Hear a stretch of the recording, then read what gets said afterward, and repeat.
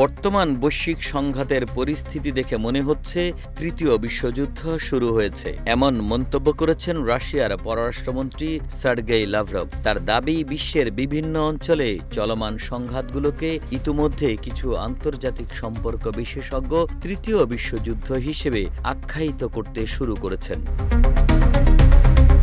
রাশিয়ার গোরচাকভ ফান্ডের ট্রাস্টি বোর্ডের এক বৈঠকে তিনি কথা বলেন। লাভরভের দাবি, লাতিন আমেরিকা ও মধ্যপ্রাচ্যের বর্তমান ঘটনাবলী মূলত পশ্চিমা দেশগুলোর আধিপত্য ধরে রাখার প্রচেষ্টার ফল। রাশিয়ার পররাষ্ট্রমন্ত্রী বলেন, পশ্চিমা বিশ্বের একটি ক্ষুদ্র অংশ, বিশেষ করে তাদের রাজনৈতিক এলিটরা রাশিয়ার সঙ্গে সংঘাতে জড়াতে তাদের রাজনৈতিক ও অর্থনৈতিক সম্পদ ব্যয় করে যাচ্ছে।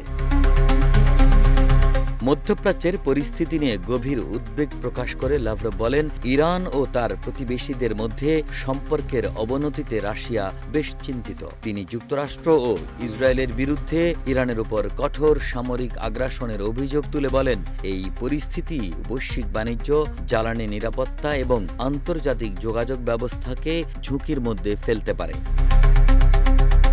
রাশিয়া ইতোমধ্যে ইরান এবং গালফ কোঅপারেশন কাউন্সিলের সদস্য দেশগুলোর সঙ্গে এই পরিস্থিতি নিয়ে আলোচনা করছে এবং নিজেদের মূল্যায়ন তুলে ধরছে, এমনটাই জানান রাশিয়ার পররাষ্ট্রমন্ত্রী। মধ্যপ্রাচ্যের সংকট সমাধানে আলোচনার পথই একমাত্র কার্যকর উপায় বলে মনে করছে রাশিয়া। লাভরভ বলেন, ঐক্য ও স্বার্থের ভারসাম্যের ভিত্তিতে সমাধানই এই অঞ্চলের জন্য সবচেয়ে উপযোগী।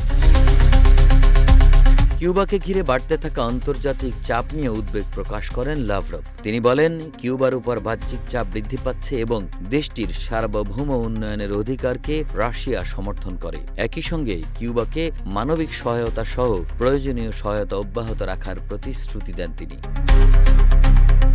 ফিলিস্তিন ইস্যুতে ন্যায় বিচার প্রতিষ্ঠার লক্ষ্যে আরব ও মুসলিম দেশগুলোর সঙ্গে একযোগে কাজ করবে রাশিয়া। লাভরভ বলেন, জাতিসংঘের প্রস্তাব অনুযায়ী এই সমস্যার ন্যায়সঙ্গত সমাধান নিশ্চিত করতে তারা চেষ্টা চালিয়ে যাবে। একে আজাদ, রূপালী বাংলাদেশ।